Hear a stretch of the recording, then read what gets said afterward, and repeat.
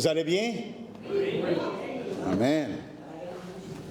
Eh bien, j'apprécie l'exhortation que José a emmenée. Avez-vous remarqué quand ça dit que leurs vêtements ne se sont pas... ils ne se sont pas usés, puis leurs souliers de la même façon? Même lorsqu'on passe à travers les épreuves, savez-vous quoi? Dieu prend soin de nous. Hein? Dieu prend soin de nous. Des fois, on se demande, Seigneur, qu'est-ce qui se passe? Mais véritablement, Dieu prend soin de nous, même à travers les épreuves. Amen. Eh bien, il y a des choses que Dieu a promis, même les prophètes en ont parlé de ces choses-là. Et une des choses qu'on regarde, qu'est-ce qui a été promis, et j'ai dit, on revenait sur les dons de l'Esprit, mais j'ai changé, plutôt de parler des dons de l'Esprit, je veux qu'on considère que c'est vraiment ce qu'on recherche, c'est l'Esprit de Dieu à l'œuvre, la manifestation de l'Esprit. Parce qu'on peut avoir un enfant sur les dons de l'Esprit et négliger vraiment qu'on doit être dirigé par l'Esprit, conduit par l'Esprit de Dieu, et non pas simplement rechercher les cadeaux, les dons, là. Mais c'est vraiment de rechercher l'Esprit, que l'Esprit de Dieu domine dans nos vies. Vraiment, on appelle Seigneur. Hein? C'est dans 2 Corinthiens 3, ça nous dit le Seigneur, l'Esprit. Hein? Et on dit, Seigneur, prends tout, dirige-nous, mais des fois, on hésite quand l'Esprit veut nous diriger. Hein? Et puis, on expérimente de la difficulté. Ce matin, ce que j'aimerais qu'on fasse ensemble, c'est de regarder à 3 distinctes expériences au niveau de l'Esprit, en considération de l'Esprit. Il y a des choses que l'Esprit fait, et je crois que ça doit être une réalité dans la vie d'un enfant de Dieu. Et c'est ce qu'on va regarder ce matin.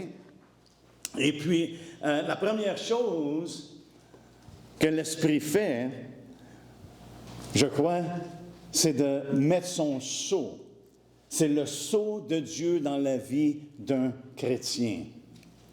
Allez avec moi dans Éphésiens 1. On va regarder ça ensemble. On a vu la semaine passée qu'une des choses que l'Esprit fait, c'est d'établir solidement le témoignage de Christ. Et le témoignage qu'il rend de Christ, le témoignage que l'Esprit rend, c'est que Christ est ressuscité et glorifié. Et une des choses qu'il fait, c'est qu'en tant que chrétien, il ouvre nos yeux afin qu'on puisse le voir dans toute sa gloire et l'honneur qu'il a reçu de la part de Dieu. Même Pierre fait référence à ça. On a vu dans Hébreux 1:9, mais Pierre fait également référence au fait qu'il est pour nous, qu'il l'a vu dans sa gloire, que Dieu le Père l'a honoré et l'a glorifié. Et on voit ici dans Éphésiens 1, en continuité, l'expérience première de l'Esprit de Dieu. Hein? Dans Éphésiens, après que Paul leur fait part des bénédictions en Jésus-Christ, toutes les bénédictions en Jésus-Christ, au verset 3. Après ça, il arrive au verset 13 et il lui dit, « En lui, vous aussi, après avoir entendu la parole de la vérité, l'évangile de votre salut, en lui, vous avez cru et vous avez été scellés du Saint-Esprit qui avait été promis, lequel est un gage de notre héritage pour la rédemption de ceux que Dieu s'est acquis pour célébrer sa gloire. » Ici, Paul fait part que l'Esprit de Dieu, nous avons été scellés par l'Esprit de Dieu. C'est le sceau d'approbation. C'est le terme, c'est ce que ça veut dire, c'est de mettre un sceau dessus. Dieu a mis un sceau sur ceux qui ont reçu la parole, qui ont entendu et qui l'ont reçu. Il a mis son sceau d'approbation. Et ça me fait penser à ce que Jean nous dit dans Jean 1. Suivez avec moi dans Jean 1, et je crois que c'est important, parce que ici, ça détermine vraiment si une personne est de Dieu ou n'est pas de Dieu. C'est important à ce point-là, frères et sœurs. Ce n'est pas en étant dans une assemblée, ce n'est pas en venant de semaine en semaine, ou même peut-être bien 2-3 fois par semaine, qui qualifie une personne comme étant un chrétien ou un disciple de Christ. Ce qui qualifie une personne comme étant un enfant de Dieu, un disciple de Christ, c'est le sceau de Dieu sur cette personne-là. Et ce sceau-là, c'est l'Esprit de Dieu. C'est ce qui fait toute la différence. Sinon, tout ce qu'on a, c'est une religion, c'est un système qu'on s'est créé et dans lequel on se confie. Et c'est pour ça qu'il y a tant de religions dans le monde. Hein? Et tant de religions qu'on pourrait dire, de qualifier chrétienne. Et pourtant, il manque un élément élémentaire. Et c'est celle du sceau de l'Esprit de Dieu. Une personne, selon Jean, qui nous révèle ce que Jésus a dit, une personne doit être née de l'Esprit de Dieu. Si une personne n'est pas née de l'Esprit de Dieu, il ne connaît pas Dieu. Il n'appartient pas à Dieu. Regardez ce que ça dit dans Jean 1, au verset 12. Là, il parle de la parole qu'il a créée. Il parle de la lumière. Hein? La parole, c'est ce qui a exécuté, on pourrait dire, la création. La lumière, c'est qu'est-ce qui éclaire les hommes. Aujourd'hui, à moins qu'une personne reçoive la vérité, il ne voit pas. Une personne ne peut pas voir. Parce que ça nous dit dans Jean 1, avant de lire le verset 12, ça nous dit au verset 9, « Cette lumière était la véritable lumière qui, en venant dans le monde, éclaire tout homme. Hein? » C'est cette lumière-là qui nous révèle que c'est la parole qui a exécuté tout ce qu'on connaît, tout ce qu'on voit. Hein? Mais au verset 12, ça dit, « Mais à tous ceux qui l'ont reçu, qui ont reçu cette parole, qui ont reçu la lumière, à tous ceux qui l'ont reçu, à ceux qui croient en son nom, elle a donné le pouvoir de devenir enfants de Dieu, lesquels sont nés non du sang, non de la volonté de la chair, ni de la volonté de l'homme, mais de Dieu. » Donc, lorsque Paul nous dit dans Éphésiens 1,13, « En lui, vous aussi, vous avez, après avoir entendu la parole de la vérité, l'évangile de votre salut, en lui, vous avez cru et vous avez été scellés du Saint-Esprit. » Est-ce qu'il y a une condition d'être scellé? Ou est-ce qu'une personne doit chercher à être scellée? Non. Si une personne reçoit la parole, si une personne réellement entend la parole et la reçoit, hein, une personne qui reçoit la parole de l'Évangile, ça nous dit, vous avez été scellés. Hein? Et vous avez été scellés. Vous y avez cru, vous l'avez reçu, vous y avez cru, et maintenant, qu'est-ce que Dieu fait? Il vous scelle. Il vous marque. Vous et moi, nous sommes marqués de l'Esprit de Dieu. Hein? Nous sommes marqués de l'Esprit de Dieu. C'est pour ça que la parole de Dieu nous dit, n'attristez pas le Saint-Esprit, hein? Par lequel vous avez été scellés pour le jour de la rédemption. Voyez-vous, ce n'est pas une option. Il y en a qui sont scellés, il y en a d'autres qui ne sont pas scellés, il y en a qui sont marqués, il y en a d'autres qui ne sont pas marqués. Non, chaque chrétien doit avoir cette évidence d'expérience-là avec Jésus-Christ, au point qu'il est scellé. Il est né de nouveau. Jean nous fait part justement, dans Jean 3, on connaît très bien le passage, mais je crois qu'il est nécessaire de répéter ces choses-là. Pourquoi? Parce que l'Église s'est contentée d'avoir des gens qui sont assis dans l'Église et qui ne sont pas nés de l'Esprit de Dieu. Là, les gens sont bienvenus de venir s'asseoir, mais on ne peut pas donner une fausse espérance, une fausse assurance qu'ils sont sauvés. Parce que l'Évangile du salut, c'est une personne qui reçoit l'Évangile, qui y croit, et à ce moment-là, Dieu met sa marque sur eux. Il leur donne l'Esprit. Hein? Dans Jean 3, ça nous dit, lorsque Nicodème est allé le voir, au verset 3, il dit, Jésus lui répondit, en vérité, je te le dis, si un homme ne naît de nouveau, qu'est-ce qui arrive? Il ne peut voir. Un homme qui ne reçoit pas la lumière ne peut pas voir. Hein?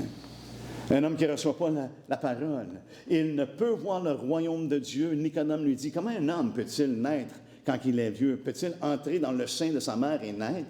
Jésus répondit, en vérité, je te le dis, si un homme ne naît d'eau et d'esprit, il ne peut entrer dans le royaume de Dieu. Est-ce que c'est assez clair? Hein? On ne peut pas jongler avec ça. On ne peut pas changer les termes. Le Seigneur le dit clairement. Hein? Au verset 6, il dit, ce qui est né de la chair est chair, et ce qui est né de l'esprit est esprit. Ne t'étonne pas que je t'ai dit, il faut que vous naissiez de nouveau. Le vent souffle où il veut, et tu en entends le bruit, mais tu ne sais d'où il vient ni où il va. Il en est ainsi de tout homme qui est né de l'Esprit. Ce n'est pas une méthode, frères et sœurs. Ce n'est pas une prière qui fait en sorte qu'une personne est née de l'Esprit. C'est le souffle de Dieu. Hein? C'est l'Esprit qui est à l'œuvre, qui amène une personne à voir, m'amène une personne à entendre, m'amène une personne à croire et à être marqué, à avoir ce saut-là. Hein? Savez-vous pourquoi? Dieu nous donne l'Esprit, celle de l'Esprit, parce que ça confirme l'authenticité. Hein? Ça confirme l'authenticité, c'est vraiment... Nous avons cru. Hein? Dieu donne l'Esprit. Hein? Nous scelle de son Esprit.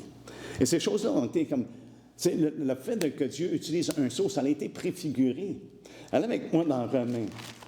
Hein? Ça a été préfiguré par Abraham.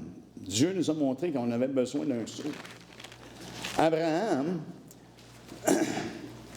Oui.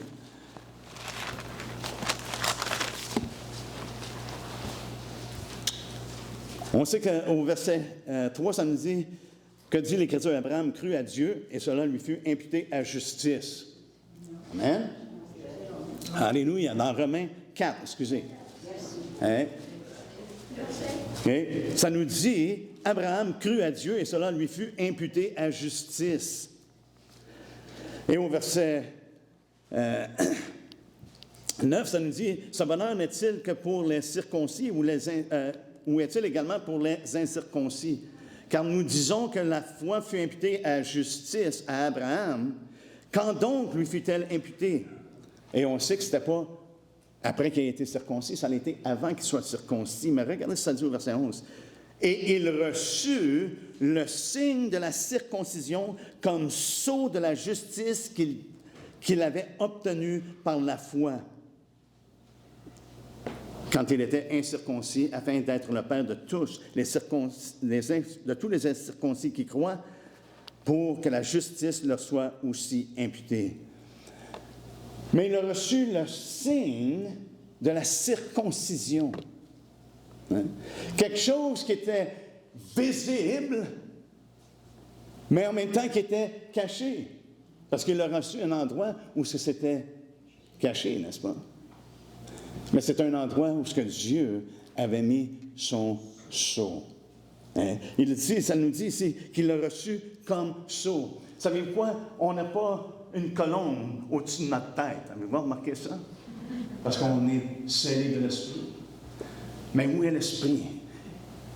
Il est dans notre cœur. Amen. Il est dans le cœur. Il n'est plus maintenant dans la chair. Le signe n'est plus dans la chair, mais il est dans le cœur de l'homme. Un cœur qui a été transformé par Dieu. Un cœur qui est scellé par le Saint-Esprit. C'est une marque que Dieu met. Donc, on voit. Mais on voit également que Jésus a été scellé. Allez avec moi dans Jean 6. Voyez-vous, lorsqu'il nous dit de ne pas travailler pour les choses qui périssent, les choses de ce monde,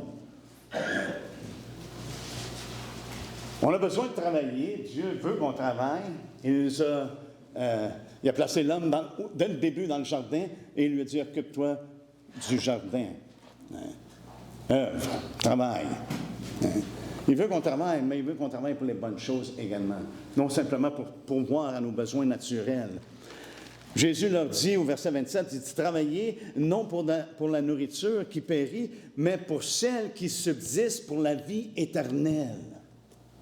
Hein? Et que le Fils de l'homme vous donnera. Alléluia. Car c'est lui que le Père, que Dieu lui-même a marqué de son sceau. Jésus a été marqué d'un sceau. Et comment est-ce que Jésus a-t-il été marqué d'un sceau? Retournons au premier chapitre de Jean. Hein? Premier chapitre de Jean, je crois que c'est une des meilleures descriptions de ce qui s'est passé et que Jean donne comme témoignage. Ça nous dit au verset 29, le lendemain, il vit Jésus venant à lui et il dit, « Voici l'agneau de Dieu qui ôte le péché du monde. C'est celui dont j'ai dit, après moi vient un homme qui m'a précédé, car il était avant moi. Je ne le connaissais pas, mais c'est afin qu'il soit manifesté à Israël que je suis venu baptiser. » Jean rendit ce témoignage. « J'ai vu l'Esprit descendre du ciel comme une colombe et s'arrêter sur lui.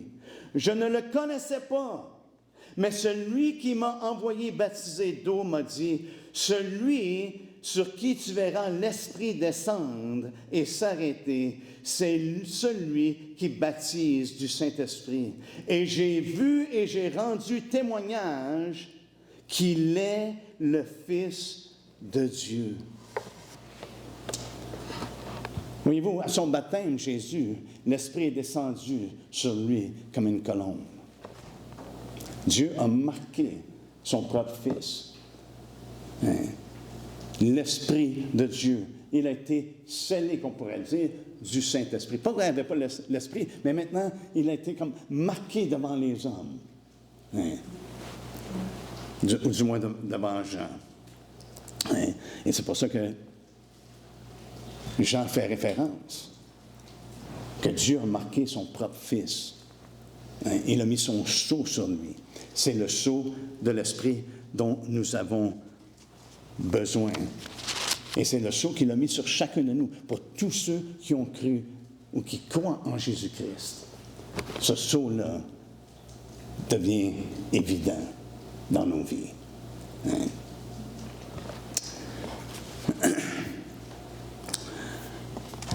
Paul a dit aux Corinthiens, je l'ai mentionné la semaine passée, qu'ils étaient le sceau de son ministère. Pourquoi? Parce que Paul est venu avec tremblement et crainte lorsqu'il a prêché l'Évangile.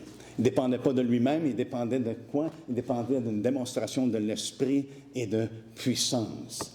Parce que son but, ce n'était pas que les gens soient étonnés par Paul. Son but était que les gens viennent à connaître Jésus-Christ. C'est le témoignage qu'il a rendu de Dieu en Jésus-Christ. Que les gens devaient croire en Jésus-Christ, qu'ils devaient recevoir Jésus-Christ et qu'ils devaient être scellés par l'Esprit. Si on regarde dans Romains 15, il décrit son ministère. Et je crois que c'est ce qui marque Paul, ce qui le rend, qui est distinct des autres. Il savait que c'est par la sanctification de l'Esprit, c'est par l'œuvre de l'Esprit de Dieu. On a beau prêcher des beaux sermons, savez-vous quoi? À moins que l'Esprit de Dieu soit à l'œuvre, il n'y a personne qui peut être convaincu. À moins que l'Esprit de Dieu soit à l'œuvre, il n'y a personne qui peut être transformé. Il n'y a personne qui peut venir et recevoir le royaume de Dieu, recevoir sa parole. L'œuvre de Dieu doit se faire et l'Esprit le fait. Et Paul était conscient de ça. Il dit au verset, je mentionne le chapitre 15. OK? Au verset 17, ça nous dit, « J'ai donc sujet de me glorifier en Jésus-Christ pour ce qui regarde les choses de Dieu. Car je n'oserais pas mentionner une chose si Christ ne l'avait pas fait par moi pour amener les païens à l'obéissance par la parole et par les actes, par la puissance des miracles et des prodiges, par la puissance de l'Esprit de Dieu. Ainsi, depuis Jérusalem et les pays voisins, jusqu'en Illyrie, j'ai abondamment répandu l'Évangile de Christ. Même, il dit, j'ai fait mon honneur de prêcher l'Évangile lorsqu'il n'était pas prêché. Mais on voit ici, c'est cette démonstration de l'Esprit et de puissance dont Paul fait référence qui marquait son ministère. Hein? Le sceau de l'Esprit. Et c'est pour ça qu'il pouvait dire aux Corinthiens, vous êtes le sceau de mon apostolat. Parce que ce n'était pas le sceau de Paul, c'est le sceau de l'apostolat comme étant envoyé de Dieu dans une démonstration de l'Esprit et de puissance. C'est ce qui fait toute la différence. Et ma prière, c'est que Seigneur, OK, lorsque j'ai manqué, maintenant, renverse les choses. Hein? Parce que il n'y a pas d'intérêt de simplement parler pour parler, de prêcher pour prêcher ou d'enseigner pour enseigner. Ce qui est important, c'est ce que Paul parle, le bon dépôt. Hein? Le bon dépôt qui doit être gardé par le Saint-Esprit qui habite en nous. Et quel est ce bon dépôt-là? C'est les saintes paroles de Jésus-Christ. Hein? Mais Paul l'a dit aux Corinthiens également qu'il était en arrière de personne. Dans 2 Corinthiens, malgré tous les apôtres par excellence, dans 2 Corinthiens 12, Paul mentionne qu'il était derrière personne. Au verset 11 du chapitre 12, il dit « J'ai été un insensé. Vous m'y avez contraint. C'est par vous que je devrais être recommandé, car je n'ai été inférieur en rien aux apôtres par excellence, quoique je ne sois rien. » Paul n'était pas intéressé que les hommes l'élèvent ou que les hommes l'estiment. Il reconnaissait que je suis rien. Et Jésus nous l'a dit, n'est-ce pas? On fait tous partie du même bateau, car sans moi, vous ne pouvez rien faire. Est-ce qu'on est d'accord avec ça? Amen. Amen. Donc, on dépend de lui. On dépend de l'Esprit, frères et sœurs, qui l'a mis en nous. Hein? Il dit, sans moi, Paul il dit, j'étais en arrière de personne, de ces apôtres-là, quoi je ne suis rien. Au verset 12, les preuves de mon apostolat ont éclaté au milieu de vous par une patience à toute épreuve et par des signes, des prodiges et des miracles. Hein? Et c'est pour ça que dans Romains 15, je crois qu'il ajoute par la puissance du Saint-Esprit pour clarifier que ce n'était pas simplement les miracles et les signes, mais l'exécuteur, c'est la puissance de l'Esprit. C'était par la puissance de l'Esprit et non pas parce que Paul était supérieur aux autres ou inférieur aux autres, dépendant de quel point de vue les personnes le recevaient. Hein? Mais il dit, vous êtes le sceau de mon apostolat. Pourquoi? Parce qu'il est venu comme un ambassadeur de Christ. Et cette marque-là était évidente dans sa vie. Hein? Paul nous dit dans 2 Corinthiens 1, 22 que nous avons été également scellés. Hein? 1 Corinthiens.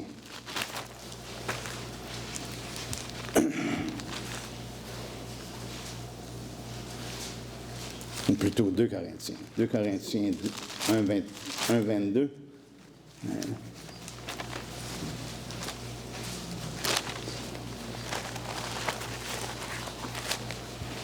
Ça nous dit, en celui qui nous a fermés avec vous en Christ et qui nous a oint, Dieu, lequel nous a aussi marqués d'un sceau et a mis dans nos cœurs les arts de son esprit. Hein? Il a mis dans nos cœurs les arts de son esprit. Hein? Et ça, c'est une expérience. C'est une expérience que chaque personne qui confesse le nom de Christ doit expérimenter, doit vivre. Hein? Doit avoir ce sceau-là. Et comment est-ce qu'on reconnaît, frères et sœurs, que nous sommes enfants de Dieu? Hein? Comment est-ce qu'on reconnaît? C'est l'Esprit, n'est-ce pas, qui témoigne en nous que nous sommes enfants de Dieu. On peut essayer de se convaincre mentalement, mais vraiment, ce que ça prend, c'est le témoignage de l'Esprit dans nos cœurs, que nous sommes enfants de Dieu. Pourquoi? Parce que nous l'avons reçu. Nous l'avons reçu. Dans 1er Jean, vous n'avez pas besoin de tourner, je vais juste vous lire un verset dans 1er Jean. Au chapitre 3, ça nous dit au verset 24, « Celui qui garde ses commandements demeure en Dieu et Dieu en lui, et nous connaissons qu'il demeure en nous, comment? Par l'Esprit qu'il nous a donné. Hein? C'est le qualificatif qu'on pourrait dire. L'Esprit de Dieu qui nous est donné. On garde ses commandements, on sait que Dieu demeure en nous, mais comment est-ce qu'on sait réellement que Dieu demeure en nous? C'est parce qu'il a fait habiter en nous son esprit. Et cet esprit-là rend témoignage. Il rend témoignage que oui, nous sommes enfants de Dieu, mais il établit le témoignage de Christ. Il établit le fait que Christ est ressuscité d'entre les morts, qu'il est vivant et qu'il est avec nous. Il est glorifié. Amen. Il glorifie son œuvre sur nous. Et je crois que c'est ce que Jésus parle dans Jean 20, 22. J'ai mentionné tantôt, ça prend le souffle de Dieu. Et ici, peut-être bien qu'il y en a qui vont... Ah, OK. Il y en a qui croient que les disciples avaient l'Esprit lorsqu'ils étaient avec Jésus. L'Esprit était avec eux. Parce que Jésus les a envoyés à faire toutes sortes d'œuvres en son nom. Ça fait que l'Esprit était avec eux. Mais jusqu'à ce point-là, frères et sœurs, l'Esprit de Dieu n'était pas en eux. Jésus venait d'enseigner dans Jean 14 et dans Jean 16 que l'Esprit serait... je prie, je vais vous l'envoyer, l'Esprit va être avec vous, mais il sera comment? En vous. Et regardez ce que ça dit dans Jean 20. Dans Jean 20,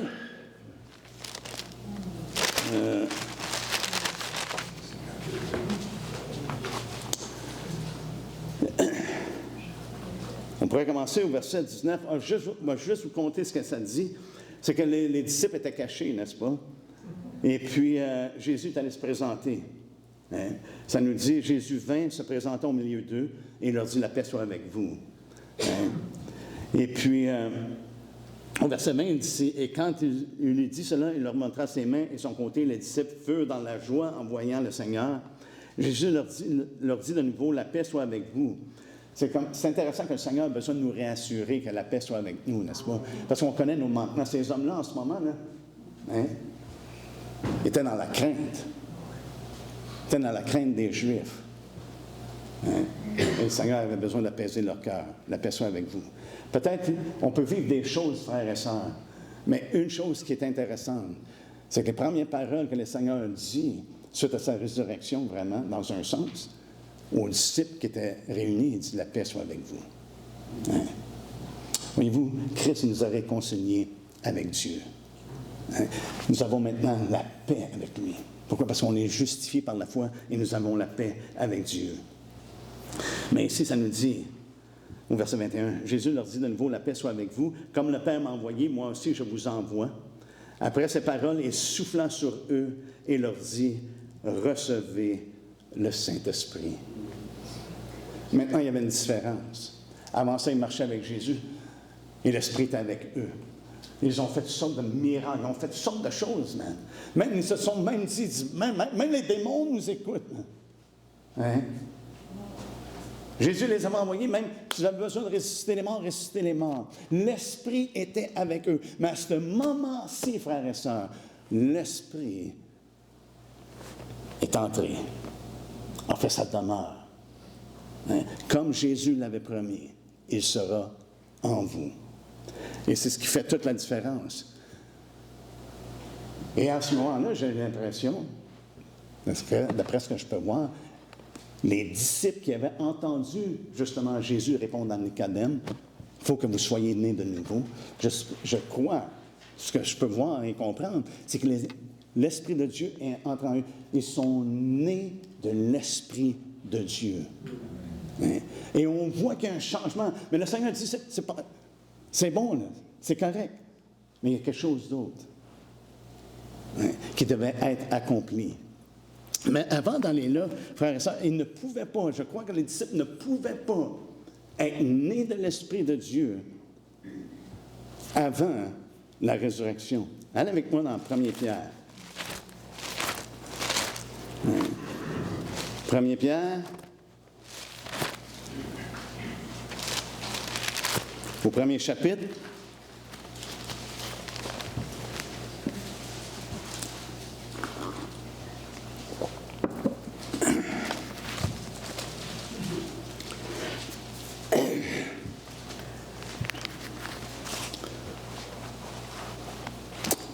Au verset 3, ça nous dit « Béni soit Dieu, le Père de notre Seigneur Jésus-Christ, qui, selon sa grande miséricorde, nous a, quoi? Régénérés. » Là, on fait référence à la nouvelle naissance. Pour une espérance vivante, par la résurrection de Jésus-Christ d'entre les morts. Et c'est intéressant parce qu'au chapitre 20, justement, de Jean, c'est après la résurrection, n'est-ce pas, que Jésus a soufflé sur eux. Amen. Et je crois qu'ils ont été régénérés. Même au verset 22, ça nous dit, de 1 Pierre, « Ayant purifié vos cœurs, en obéissant à la vérité, donc, ils ont reçu la vérité, n'est-ce pas, ils ont cru, pour avoir un amour fraternel sincère, aimez-vous ardemment les uns les autres de tout votre cœur, puisque vous avez été régénérés non par une semence corruptible, mais par une semence incorruptible, par la parole vivante et permanente de Dieu. Bon, on est-tu régénéré par la résurrection? On est régénéré par la parole. Frères et sœurs, ils parlent de la même chose. C'est deux côtés de la même médaille. Pourquoi? Comme on a vu dans Éphésiens 1:3, vous avez reçu la parole, vous y avez cru, n'est-ce pas? Et Dieu vous a scellé. Hein? Maintenant, ici, Pierre, je crois, a compris ce que Jésus leur avait dit. Hein? Ils avaient reçu la parole et Jésus a soufflé sur eux. Et la raison pour laquelle je crois que ça ne pouvait pas arriver avant la résurrection, parce que Jésus l'a dit lui-même dans Jean 7, que l'Esprit n'avait pas été donné, parce que Jésus n'avait pas été quoi? Glorifié. Comment est-ce que Jésus a été glorifié? C'est à la résurrection, frères et sœurs. Parce que dans Philippiens 2, justement, lorsqu'il parle de l'œuvre que Jésus a accomplie, qu'il a été obéissant, hein, il s'est humilié jusqu'à la mort, même la mort de la croix. Et c'est suite à ça que Dieu l'a souverainement élevé. Alléluia. Christ a été glorifié. Et c'est à ce moment-là que Jésus a envoyé le Saint-Esprit. Lorsqu'il est venu dans son corps ressuscité, il a soufflé sur eux. Hein? Et on a besoin, frères et sœurs, de cette réalité-là, de réaliser que d'être un chrétien, ce n'est pas de la volonté des hommes. Ce n'est même pas de notre propre volonté. C'est l'initiative de Dieu. C'est Dieu qui opère. On a besoin de recevoir la parole. À tous ceux qui l'ont reçue, il a donné la puissance de devenir des enfants de Dieu. Hein? Mais c'est Dieu, dans son amour, qui a envoyé son Fils. C'est Dieu qui nous a donné son esprit. Alléluia. Hein? On sait que les disciples avaient reçu la parole dans Jean 17. Hein? L'évangile de Jean, probablement, parle plus de l'esprit que des autres évangiles. Mais on retrouve des pépites d'or dans l'épître de Jean. Hein?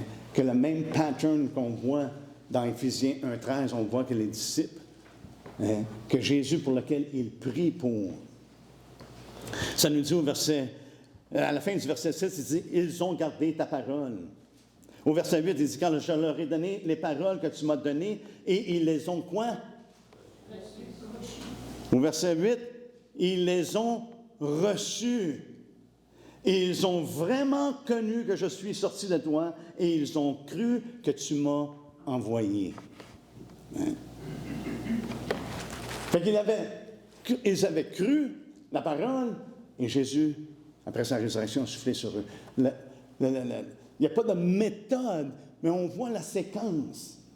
Même c'est la même chose dans Jacques. Jacques nous dit que nous avons été engendrés par la parole de la vérité. On doit recevoir la parole. Et un des gros problèmes aujourd'hui, et je crois que l'ennemi s'acharne à s'attaquer, c'est sur la parole de Dieu. Voyez-vous, c'est la parole qui est inspirée de Dieu. C'est la parole qui est inspirée par l'Esprit de Dieu. Il n'y a aucune prophétie, et je crois que ça l'inclut, il n'y a aucune parole qui est d'interprétation particulière. Mais des hommes ont été poussés par l'Esprit. Ça a été écrit par les hommes, mais c'est inspiré par l'Esprit de Dieu. Et l'ennemi veut qu'on néglige ou qu'on mette de côté l'autorité de la parole de Dieu ou la nécessité de recevoir la parole de Dieu. Et frères et sœurs, je vais vous mettre au défi, ce n'est pas de recevoir une partie de la parole de Dieu, comme si on pourrait recevoir une partie de Jésus-Christ. Ce qu'on a besoin, c'est de recevoir la parole dans son entièreté. Comme elle est vraiment, c'est la parole de Dieu. Frères et sœurs, s'il y a une chose qu'on doute, que ça ne soit pas inspiré de Dieu, comment pouvons-nous avoir confiance qu'il n'y a pas d'autre chose qui n'est pas inspirée par l'Esprit de Dieu? Et c'est pour ça qu'on doit emmener les gens, je crois, à prêcher l'Évangile. La prêcher comme la parole nous la révèle. Et de mettre un emphase sur la nécessité, comme Jésus l'a mis, il faut que vous soyez nés de nouveau et que vous soyez scellés de l'Esprit de Dieu. Fait que les disciples ont reçu la parole, mais maintenant ils ont été scellés par l'Esprit, on pourrait dire, lorsqu'il a soufflé sur eux. Alléluia. Ils avaient déjà reçu la parole, mais maintenant, ils avaient besoin d'être scellés. Et c'est le même principe qu'on voit. Paul prêche la même chose. Vous avez reçu la parole de Dieu, vous avez été scellés de l'Esprit. Merci Seigneur. Et c'est pour ça qu'il est important, je crois, que l'exhortation de Paul à Timothée, lorsqu'il dit « Retiens dans la foi » dans 2 Timothée 1, 13 et 14, « Retiens dans la foi et dans la charité qui est en Jésus-Christ le modèle des saintes paroles que tu as reçues de moi. » Qu'est-ce que Paul a déposé? Qu'est-ce que Paul a prêché? Il a prêché les saintes paroles de Jésus-Christ. Et c'est pour ça qu'il met un emphase. Et il le met beaucoup avec Timothée. Pourquoi? Parce que Timothée est un jeune pasteur qui avait une certaine timidité. Crainte peut-être bien des hommes. Mais il lui rappelle, non, on a reçu la parole, on a reçu un esprit qui n'est pas un esprit de timidité, de crainte, mais de puissance, d'amour, de sagesse. Et maintenant, prêche la parole de Dieu. Mais ici, dans 2 Timothée 1, lorsqu'il dit de retenir dans la foi les modèles des saintes paroles que tu as reçues de moi, garde le bon dépôt par le Saint-Esprit qui habite en nous. Voyez-vous, une des choses que l'Esprit fait, c'est la défense de l'Évangile. C'est la confirmation de l'Évangile. L'Esprit de Dieu, je ne crois pas pour un instant, accepte les erreurs et ces choses-là, ou qu'on devrait se contenter d'être dans l'erreur. Non. Ce n'est pas un esprit d'erreur qu'on a reçu, c'est l'esprit de vérité. Et c'est pour ça qu'on doit garder.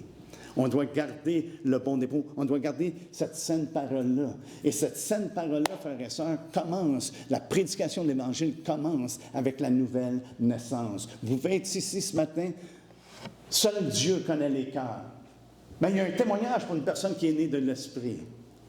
C'est l'Esprit de Dieu. Amen. On ne peut jamais être en mesure de vivre pour Christ sans l'Esprit de Christ. Une personne peut essayer, et c'est souvent, on tombe dans un système d'œuvres. un système, si je fais ça, je suis fidèle à ça. Et on se fait des règles, on se fait des mesures qui sont humaines, plutôt que la mesure soit Christ. Hein? Plutôt que la mesure soit l'Esprit de Dieu. Hein? Et ma prière, c'est que chacun de nous ici, qu'on ait ce témoignage-là de l'Esprit, que nous sommes enfants de Dieu. Hein? Que nous sommes enfants de Dieu. Paul parle également à Timothée un petit peu plus tard dans ce deuxième épître à Timothée. Il lui parle à propos d'un sceau que Dieu a. Hein? Et ça nous dit dans 2 Timothée 19, 2 Timothée 2, 19, ça dit « Néanmoins », parce qu'il y a des gens qui déviaient, il y a des gens qui n'adhéraient pas à la bonne doctrine, aux saintes paroles du Seigneur. Hein? Il y en a qui marchaient dans l'impiété. On va juste commencer à lire au verset 16. Je vais lire le verset 19, mais pour comprendre le contexte. Hein? Ça nous dit au verset 16, « Évite les discours vains et profanes, car ceux qui les tiennent avanceront toujours plus dans l'impiété, et leurs paroles rongèrent comme la grande graine. De ce nombre sont Hyménée et Philette, qui se sont détournés de la vérité, disant que la résurrection est déjà arrivée, et qui renversent la foi de quelques-uns. Néanmoins, le solide fondement posé par Dieu subsiste, avec ces paroles qui lui servent de sceau, qui lui servent de marque. Quelles sont ces paroles qui lui servent de marque? Le Seigneur connaît ceux qui lui appartiennent. OK? Et après ça, il dit, « Et quiconque prononce le nom du Seigneur, qu'il s'éloigne de l'iniquité. » Fait qu'on voit qu'il y a une chose qui est invisible, Dieu met son sceau, mais il y a quelque chose qui est quand même visible, que celui qui prononce le nom du Seigneur s'éloigne de l'iniquité. Voyez-vous, il y a des gens, et Jésus nous met en garde de ça, n'est-ce pas? Spécialement dans les derniers temps, il dit, il va y avoir beaucoup de faux prophètes. Il va y en a qui vont venir en vêtements de brebis et qui vont faire des œuvres aux yeux des hommes, frères et sœurs, qui vont sembler être l'œuvre de l'Esprit de Dieu. Ils vont chasser des démons. Ils vont prophétiser en son nom. Des choses qui, selon la parole de Dieu, est une manifestation de l'Esprit, n'est-ce pas? Parce que, est-ce qu'on voit dans 1 Corinthiens 12, justement, que l'Esprit donne le don des miracles, le don de prophétie. Et ces hommes-là vont prophétiser, vont faire des miracles en son nom. Et qu'est-ce que Jésus leur dit? Je ne vous ai jamais connus. Voyez-vous, Dieu connaît ceux qui lui appartiennent. Ce n'est pas dans les apparences. Ce n'est même pas dans les paroles qu'une personne ou dans qu'est-ce qui est prêché. Mais c'est le sceau. C'est le sceau. Et c'est par ces paroles-là. Il dit, voici le sceau de Dieu par ces paroles-là. Et c'est que Dieu connaît ceux qui lui appartiennent. Et on sait clairement que dans Romains, on va aller dans Romains, Romains 8, on sait clairement comment est-ce qu'on... Le Seigneur connaît les siens.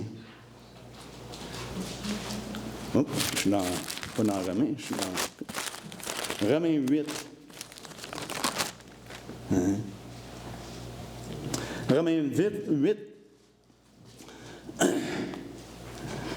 Paul explique que vivre selon la chair, hein, c'est une personne qui va s'affectionner aux choses de la chair, mais vivre selon l'esprit, tu t'affectionnes aux choses de l'esprit.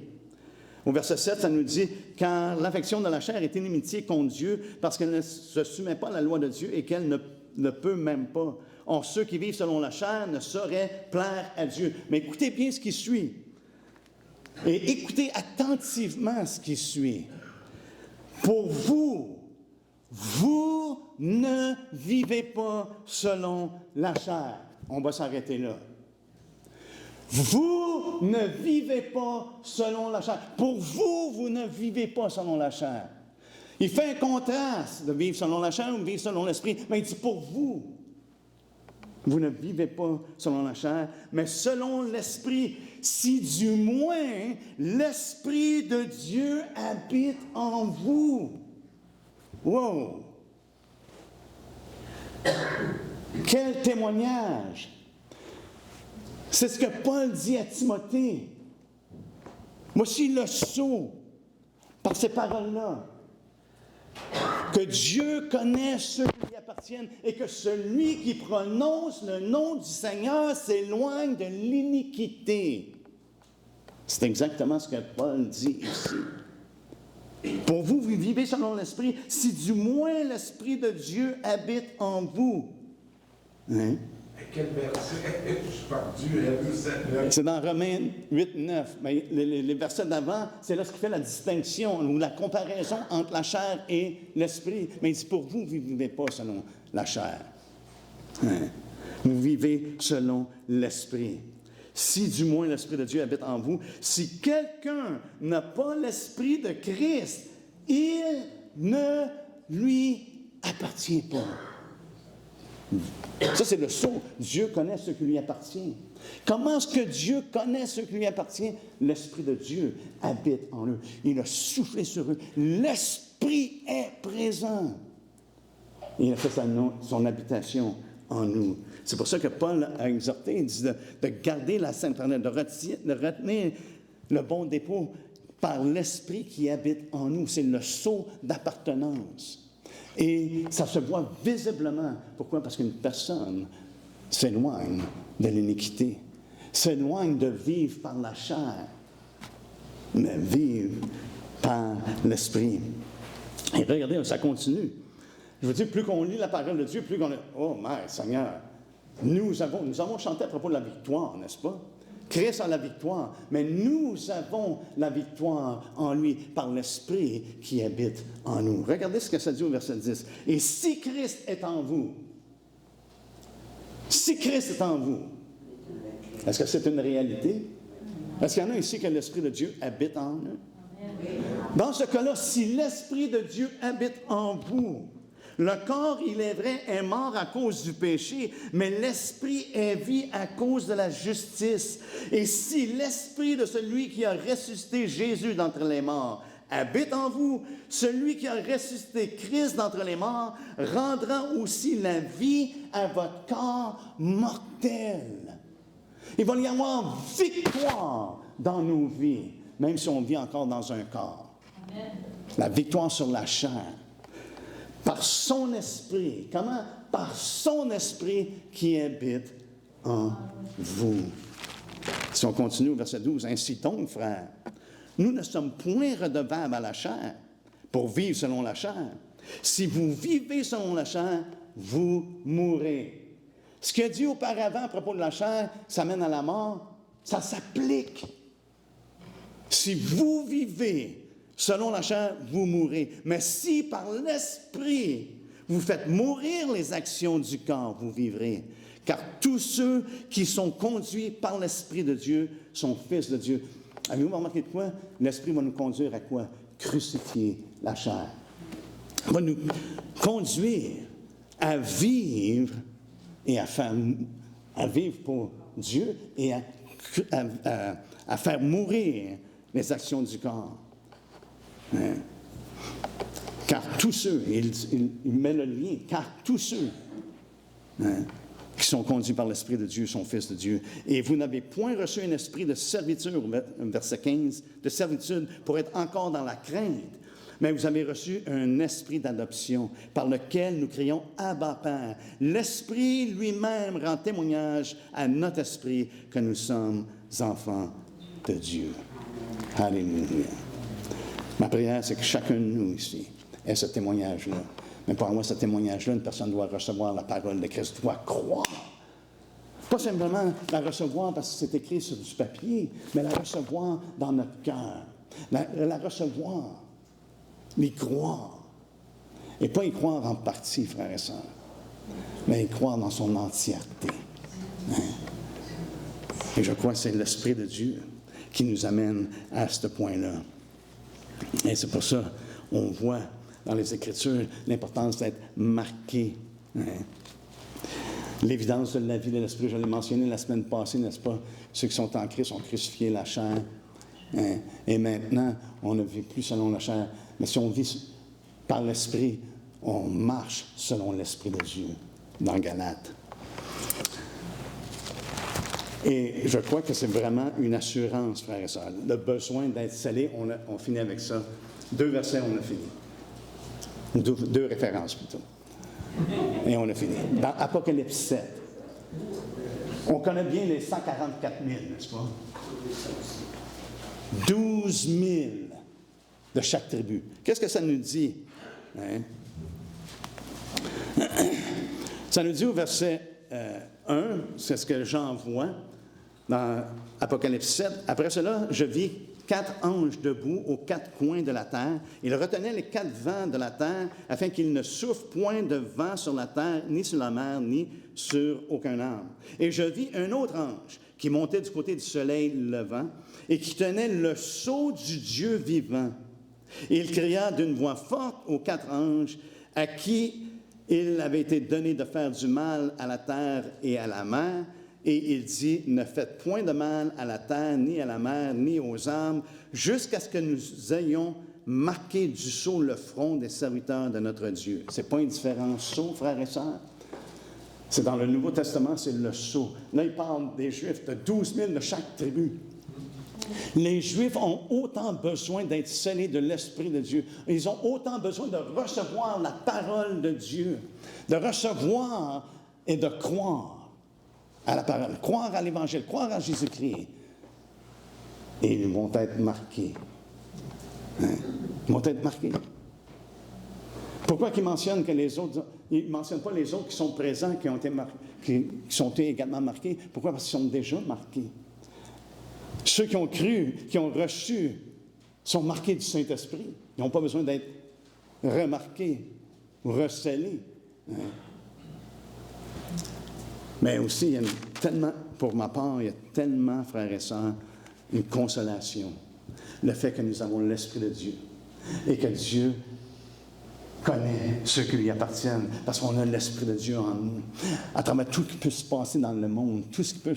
On voit que le monde, c'est vraiment... On voit que la parole prophétique est en train de se réaliser devant nos yeux comme jamais auparavant. Hein? Jamais auparavant qu'on aurait pu avoir un monde contrôlé par un système, une bête, hein? Un système politique comme on l'a aujourd'hui. Qu'on le réalise ou pas, frères et sœurs, nous sommes constamment surveillés, constamment sur, on pourrait dire, l'œil des gouvernements. À travers nos téléphones, tous ceux qui ont un téléphone, vous êtes suivis de près. Vos mouvements, toutes ces choses-là, frères et sœurs, jamais auparavant on a vu ça. Mais savez-vous quoi? On peut être réconforté parce que notre Dieu nous connaît. Parce qu'il a mis son esprit en nous. Alléluia. Il connaît ceux qui lui appartiennent et il y a une protection malgré tout ce qui peut se passer. Hein? Il y en a peut-être qui vont mourir pour la foi. Comme il y en a qui meurent dans différentes parties du monde. Hein? Il y en a qui meurent. On sait que dans la fin des temps, il y en a qui vont mourir. La bête va faire la guerre aux saints et on va les vaincre. Mais il y en a qui vont être également protégés, gardés pour le dessein de Dieu, pour l'accomplissement de sa volonté. Mais regardez comment est-ce que l'ennemi ne peut pas agir comme il le veut, mais comme il est permis. On l'a vu ça avec Job, n'est-ce pas? Job, le diable ne pouvait pas prendre sa vie parce que Dieu a mis une limite. Même dans la fin des temps, je crois que l'ennemi n'est pas libre de faire ce qu'il veut avec les saints, avec ceux qui sont scellés de l'Esprit. Regardez ce que ça dit dans Apocalypse 9. Ça nous dit au verset 1, le 5e ange sonna de la trompette et je vis une étoile qui était tombée du ciel sur la terre. la clé du puits de l'abîme lui fut donnée et elle ouvrit le puits de l'abîme. Et il monta du puits une fumée comme la fumée d'une grande fournaise, et le soleil et l'air furent obscurcis par la fumée du puits. Est-ce qu'on peut dire que l'air de nos jours est obscurci? Mais. Et ça nous dit des sauterelles au verset 3 sortirent de la fumée et se répandirent sur la terre. Et il leur fut donné un pouvoir comme le pouvoir qu'ont les scorpions de la terre. Il leur fut dit de ne point faire de mal à l'herbe de la terre, ni à aucune verdure, ni à aucun arbre, mais seulement aux hommes qui n'avaient pas le sceau de Dieu sur leur front. Hein? Voyez-vous ceux qui ont le sceau de Dieu sur leur front? Ceux qui sont marqués. Il y a une protection. Dieu nous garde. Comme on a vu ce matin, José a emmené cette exhortation-là. Hein? Dieu nous amène des fois dans des déserts. Hein? Mais il nous forme à travers ça. Mais même à travers les déserts, il nous accompagne. Il est avec nous. Il nous garde. Il nous protège. Hein? Et il prend soin de nous, malgré les difficultés qu'on peut avoir. Et c'est pour ça, pour moi, à la fin des temps, comment est-ce que les choses vont arriver dans tous leurs détails, j'en connais pas l'issue.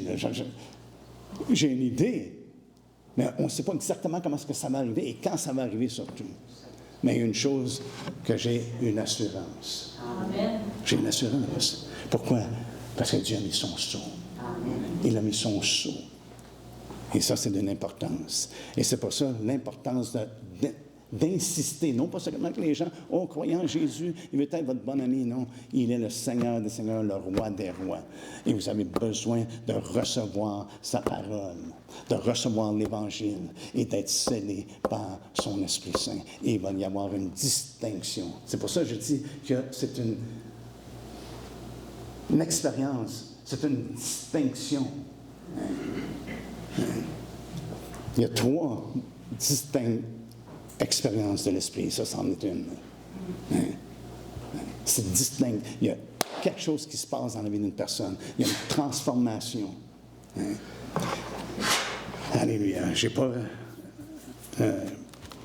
me suis pas rendu ce que j'aurais aimé, mais je veux juste donner ce qui va suivre. Les 2 autres expériences, je crois, c'est le baptême de l'Esprit que Jésus fait part.